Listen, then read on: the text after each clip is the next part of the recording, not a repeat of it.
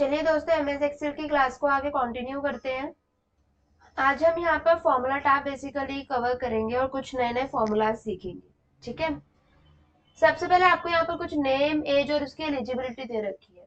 अब एलिजिबिलिटी के लिए आपको यहाँ पर कंडीशन दे रखी है क्या, कि अगर आपकी जो एज है वो 18 या 18 से ज्यादा है तो आप वोट कर सकते हो, वरना वोट नहीं कर सकते। तो यहाँ से अब मैं क्या चाहती हूँ कि अगर उसकी जो एज है वो 18 है या 18 से ज्यादा यानी ग्रेटर देन बी और इक्वल टू 18 है तो लिखा हुआ आ जाए ही कैन वोट, वरना लिखा हुआ आ जाए ही कांट वोट। ठीक है। तो यहाँ पर अब हम क्या लगाएंगे, if formula equal to if condition क्या है कि जो एज है वो ग्रेटर देन इक्वल टू 18 होनी चाहिए। अगर है तो क्या लिखा हुआ आ जाए, ही कैन वोट, कॉमा अगर ये ना हो तो क्या लिखा हुआ आ जाए, ही कैन नॉट वोट। यहाँ से ड्रैग, जिसकी भी एज देखो 18 या 18 से ज्यादा, उसके आगे आपका क्या लिखा हुआ आ गया, ही कैन वोट और ही कैन नॉट वोट। ठीक है। तो कंडीशन समझ आई। वैसे हम डीएल पे बेसिस पे भी बात करें तो अगर आपकी एज 18 या 18 से ज्यादा होती है तो आप सिंपली वोट कर सकते हो, वरना नहीं कर सकते। तो वही हमने यहाँ पर किया। ठीक है।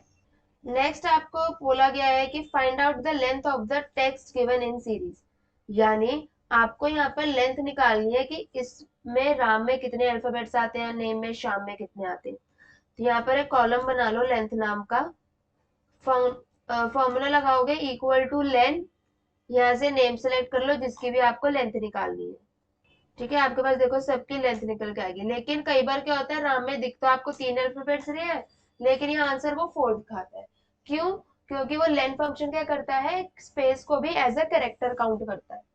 नेक्स्ट अब आपको कहा गया है, आपने काउंट सुना है, काउंट का मतलब क्या होता है, गिनना। तो काउंट से रिलेटेड यहाँ पर आपके पास 4 फंक्शंस आते हैं। सबसे पहले काउंट का मतलब होता है गिनना।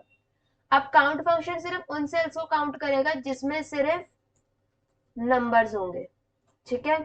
इक्वल टू काउंट, यहाँ से अब आप रेंज सेलेक्ट करो जिसपे भी नंबर्स लिखे हुए हैं, ब्रैकेट क्लोज एंटर। ठीक है। तो यानी काउंट फंक्शन आपके सिर्फ उन सेल्स को काउंट करके देगा जिसमें न्यूमेरिकल वैल्यू लिखी होगी, लेकिन अगर सॉरी, लेकिन अगर उसी में अल्फाबेटिकल वैल्यू लिखी होगी तो वो उसको काउंट नहीं करके देगा। काउंट ए देखते हैं। काउंट ए में हमने यहाँ से नेम सेलेक्ट किए, काउंट करके दे दिया। ठीक है। अब देखते हैं कि क्या ये नंबर्स को काउंट करेगा, नंबर्स को भी काउंट करेगा। यानी काउंट फंक्शन आपका सिर्फ न्यूमेरिकल वैल्यूज को काउंट करता है और count a function alphabetical plus numerical दोनों को ही काउंट करेगा। ठीक है। काउंट ब्लैंक के नाम से ही पता चल रहा है ये क्या करता होगा, ब्लैंक सेल्स को काउंट करता होगा। मैंने कहा ये मैंने पूरी टेबल सिलेक्ट कर ली, कोई ब्लैंक सेल नहीं है, अगर आप कुछ डिलीट करते हो तो ये ब्लैंक आ जाएगा। लेकिन अगर इस सेल में स्पेस होगी तो ये उसको ब्लैंक नहीं कंसिडर होगा। ब्लैंक यानी फुली ब्लैंक, उसमें एक सिंगल स्पेस भी ना हो।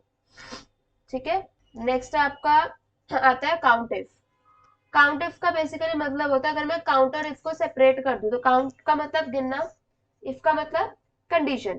तो अगर आपको कभी भी किसी कंडीशन के बेसिस पर कुछ काउंट करना है तो उसके लिए आपके पास क्या आएगा, count if equal to count if. मैंने कहा कि यहाँ से बता दो मुझे कितनी बार यहाँ पे राम लिखा हुआ है, तो इन्वर्टेड में लिखो राम। अब काउंट इफ में क्या होता है, चाहे अल्फाबेट्स हो चाहे न्यूमेरिकल हो, आपके पास दोनों चीजें इन्वर्टेड कॉमा में ही आएगी सिर्फ काउंट इफ में। लेकिन इफ में ऐसा नहीं होता। इफ में क्या होता है, अल्फाबेट्स आपके इन्वर्टेड में आते हैं, नंबर इन्वर्टेड में नहीं आते। तो देखो अगर मैं यहाँ पे एक और कई जगह राम लिख देती हूँ, आपके 2 सेल्स आ गए। अब देखते हैं न्यूमेरिकल पर रन कर कर इसको। मैंने कहा कि जिसकी भी एज 60 से ज्यादा है मुझे वो काउंट करके दे दो, जैसा आपके क्वेश्चन में दे रखा है। इन्वर्टेड में लिखो कौन सा काउंट करने हैं, ग्रेटर देन 60 वाले। ठीक है। तो आपके देखो ये ग्रेटर देन 60 वाले काउंट हो गए। क्लियर। नेक्स्ट अब आपके पास है, आपको नेम के बाद एक नया कॉलम ऐड करना है लास्ट नेम के नाम से। अब अगर आप इस पे क्लिक करके कंट्रोल प्लस करोगे तो इससे पहले कॉलम ऐड होगा। यानी अगर आपको नेम के बाद एक कॉलम ऐड करना है तो सिलेक्ट किसको करना पड़ेगा, एज को। यहाँ पर क्या डाल दो, लास्ट नेम का एक कॉलम डाल दो। तो यहाँ पर कुछ आप अपने सरनेम्स डाल सकते हो, रिपीट करने हैं रिपीट भी कर दो, कोई दिक्कत नहीं है। राम राम राम, आगे क्या डालें, शर्मा ही डाल देते हैं। इसमें हम डाल देते हैं, क्या डालें और कौन से सरनेम्स बचे हैं, चलो फिलहाल वर्मा ही डाल देते हैं। अब आपको अगेन लास्ट नेम के बाद फिर से एक नया कॉलम ऐड करना है फुल नेम के नाम से। तो आपको अगेन इस पे क्लिक करके क्या करना है, कंट्रोल प्लस। अब आप यहाँ से क्या करो, फुल नेम। जब भी नेम और सरनेम को एक सेल में कंबाइन करवाना हो या किसी भी ऐसी वैल्यूज को कंबाइन कराना हो सिंगल सेल में, तो उसके लिए आपके पास यहाँ पर कॉनकैटिनेट फंक्शन होता है। कौन सा function, concatenate. First name select करो, कॉमा, लास्ट नेम सिलेक्ट करो। अब आपका देखो इसमें नेम तो आ गया, लेकिन इस नेम में आपके पास स्पेस नहीं है, क्योंकि हमें भी पता है नेम और सरनेम में क्या आती है, स्पेस आती है। तो अगर आपको नेम और सरनेम में स्पेस चाहिए, पहले ये करो, इन्वर्टेड कॉमा में स्टार्ट करो, स्पेस डालो, इन्वर्टेड कॉमा क्लोज कर दो।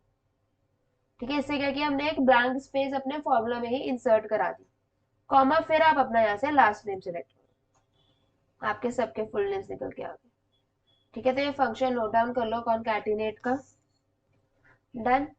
ऐसे ही आपके पास एक फंक्शन आता है यहाँ पर, या आता है डिफाइन नेम। एग्जाम्पल, मैंने कहा मुझे इस रेंज का सम भी चाहिए, एवरेज भी चाहिए, मैक्सिमम भी चाहिए, मिनिमम भी चाहिए, काउंट भी चाहिए, सब कुछ सारे फंक्शन लगाने हैं। तो अब अगर आप करना चाहो तो कैसे करोगे, इक्वल टू सम, फिर आप ये रेंज सिलेक्ट करोगे। लेकिन अभी तो आपके पास बहुत थोड़ा सा डेटा है, तो आप इजीली सिलेक्ट कर रहे हो। लेकिन हमें पता है इसमें 10 लाख के अप्रोक्स रोज होती है। अगर आपके इसमें 1 लाख भी डेटा इंसर्ट कर दिया गया, तो आपको क्या बार बार वो 1 लाख डेटा सिलेक्ट करने में टाइम कंज्यूम होगा। हो सकता है जब तक आप लास्ट तक सिलेक्ट करो तो ऊपर से अनसिलेक्ट हो जाए। तो उस चीज को अवॉइड करने के लिए आपके पास डिफाइन नेम का ऑप्शन आता है। सबसे पहले रेंज सिलेक्ट कर लो विदाउट हेडिंग, फॉर्मूला टैब पर आओ, यहाँ से आ जाओ डिफाइन नेम। ठीक है, अपनी रेंज का कुछ भी नाम दे दो, लेकिन ध्यान रखना उस नाम में स्पेस नहीं होनी चाहिए। ठीक है, आपने इसे क्या कर देना है, ओके कर देना है। अब इक्वल टू सम, इसके बाद हम रेंज सिलेक्ट करते हैं, लेकिन रेंज का हमने क्या नाम रखा है, मार्क्स। जैसे ही मैं देखो मार्क्स लिखूंगी मेरी रेंज ऑटोमेटिकली सिलेक्ट हो जाएगी। Same with average. दूसरा बेनिफिट, अगर आप दूसरी शीट पर यही चीज अप्लाई कराना चाहते हैं, मैंने कहा मुझे उस शीट का यहाँ पर सम चाहिए, तो इक्वल टू सम, रेंज का नाम क्या था, मार्क्स, ब्रैकेट क्लोज एंटर, 150, 150। अगर बिना इसके करते तो पहले आप यहाँ इक्वल टू सम लगाते हैं, फिर आप शीट 1 पे जाते हैं, फिर आप उसको सिलेक्ट करते हैं, फिर ब्रैकेट क्लोज करके यहाँ पर आते हैं। ठीक है, तो आप डायरेक्टली रेंज का नाम लिख दो, ऑटोमेटिकली फाइंड आउट करके आपको सम दे देगा। क्लियर है ये। ठीक है, तो यहाँ से एक बार ये नोट डाउन कर लो, लेन का फंक्शन नोट डाउन कर लो। लेन आपका बेसिकली होता है किस लिए है, किसी भी टेक्स्ट की लेंथ फाइंड आउट कराने के लिए। नंबर सेलेक्ट कर लो यहाँ से जो भी आपको चाहिए। ठीक है, काउंट के फंक्शंस नोट डाउन कर लेना।